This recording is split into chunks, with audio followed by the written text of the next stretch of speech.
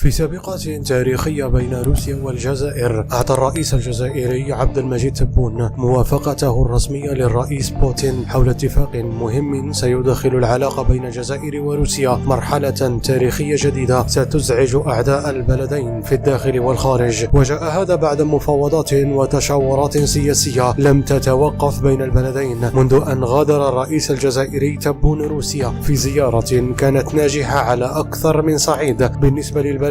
حسب ما أفادت به وكالة التعاون الخارجية الروسية. في التفاصيل، أفادت وكالة التعاون الخارجية الروسية البيت الروسي اليوم بأن هنالك مفاوضات مستمرة بشأن إنشاء مكتب تمثيلي في الجزائر. وأوضح نائب رئيس وكالة التعاون الروسي بافيل شيفتسوف أن الجزائر أبدت استعدادها لاستضافة المكتب التمثيلي، فيما نجري حاليا محادثات نشطة بشأن هذه المسألة مع الجزائر. وأكد شيفتسوف أن الجزائر بلد مهتم بفتح مكتب تمثيلي فيه ولديها موقف إيجابي من الخطوة، وأبدت استعدادها الكامل لتأسيسه، وستعطي هذه الخطوة والقرار نقلة نوعية في العلاقة الروسية الجزائرية، والتي دخلت فعليا مرحلة جديدة في تاريخ ومستقبل البلدين، وهو ما تعكسه الإرادة القوية لقائدي البلدين نحو تجسيد شراكة صلبة ستشكل حلقة أصعب في مستقبل العلاقات الدولية على المدى القريب.